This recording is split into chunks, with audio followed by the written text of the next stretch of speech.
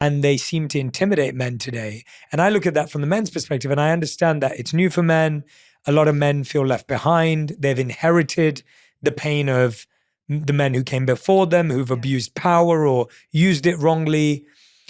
If a woman's ambitious right now, how does she continue to be ambitious and still find a man that gets that and respects that from a financial point of view? Yeah, the hard bound as a woman who you could say is hard charging is that you can't play a man's game and win in this society. And I'm not sure we should. And so what do I mean by that?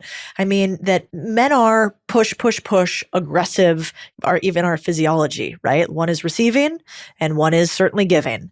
And so today, I think if you are a young woman who's really hard charging, you have to think about, are you being ambitious and intimidating? Or are you being kind of a bitch? And I think a lot of times, because we felt like we have to stand up, we have to we're not being that nice as women.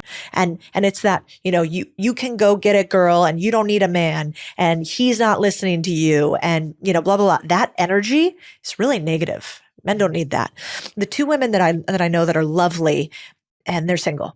And, everybody I know tells them all the time, can't believe you're single. You shouldn't be single. But what do they say often? One of them, who I adore, and I'm kind of have given her my opinion on this, but she says all the time, well, I don't want to mother more men. I don't want to mother them.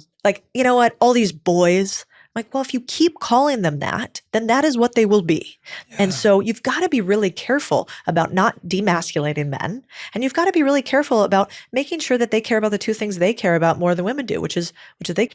And, women really, we want to be loved. You guys want to be respected, right? By and large, gross generalization. And so in driving businesses, I have to remember that